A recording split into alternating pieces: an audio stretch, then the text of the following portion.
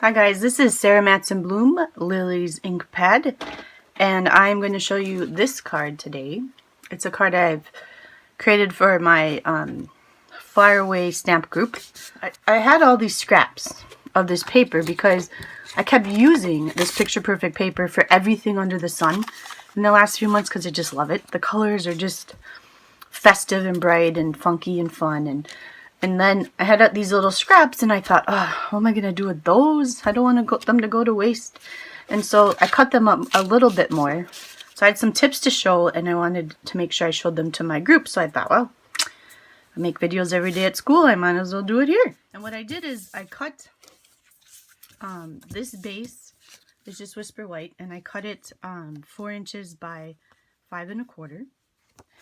And I cut this... our adhesive sheets.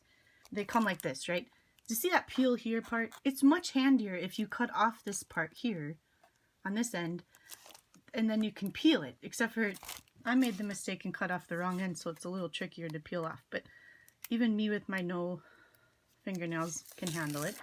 It's sticky here, and I'm just going to set it on this paper. See how it kind of lines up? And then what that does is it makes the whole surface sticky. And that way it makes adhering all these little strips a lot easier. So then all I did was I started in this top corner and I laid down a strip. And then I laid down another strip. Oh, a hair. And I went in groups of 3. So those 3 go this way. Oops. How come when you're trying to show someone how to do something, it's worse than when you're doing it yourself? Alright, and then I just trim off the ends that I don't want. Now, I could wait till the end to trim it too. It doesn't matter. I just like to conserve paper. And then I think I need like a bold one. So I'm going to go with this one here.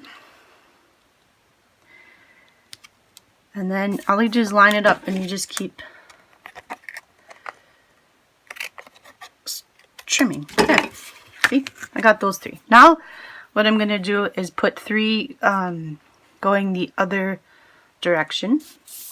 And so I have these scraps that I've already used, and isn't that fun? I'm going to start on the end. So it makes a corner. So they go that way. Trim it.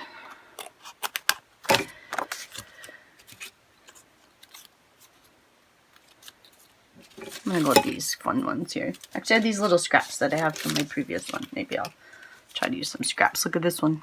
That's perfect.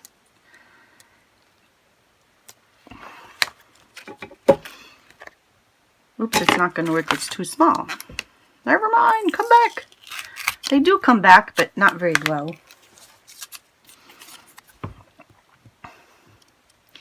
I cut these strips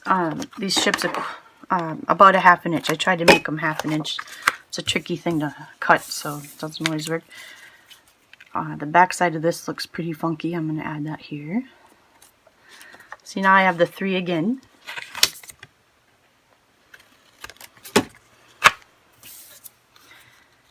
And now I just need 3 more here.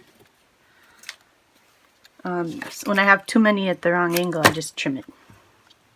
Oh, that one won't fit. I'll wait on that one. I'm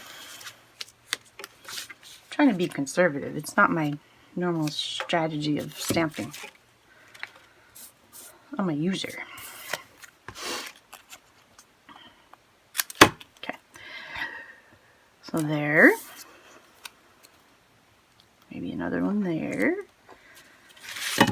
And then there's this tiny little triangle-y thing there. And sometimes I try to fit one a piece like that in there. But I don't think that's going to work today, so I'm just going to go for it with a big one.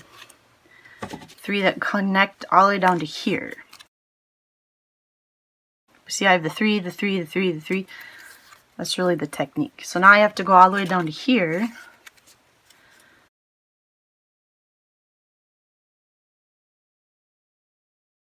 So now here, if you look, I wanted to have, I have some going this way, and then I went back this way.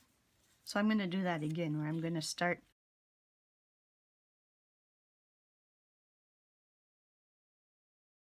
And then when I use the 5 for all happy birthday here, but then I wanted it to have a cute little banner tag, but I didn't want it too pointy. So I'm using my tailored punch here, kind of making sure it's in the middle,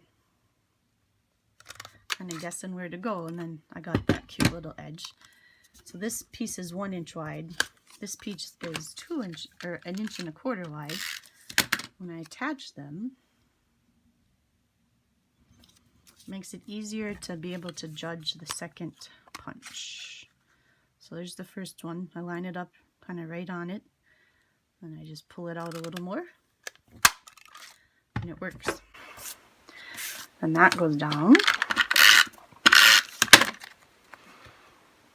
So there's the birthday.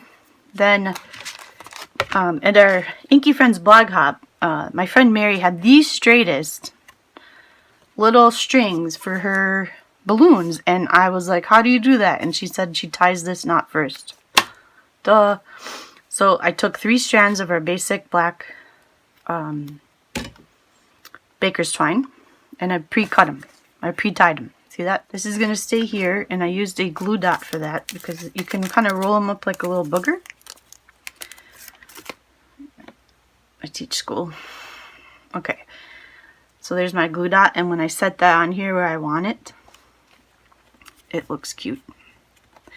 Then these go up to where the balloons are going to go. Right? See? See the system? Now this is glue, and I can just put it where I want. So I want this one here. Now this one's going to be too long. I'm going to trim it, but after. I'm going to put this one here.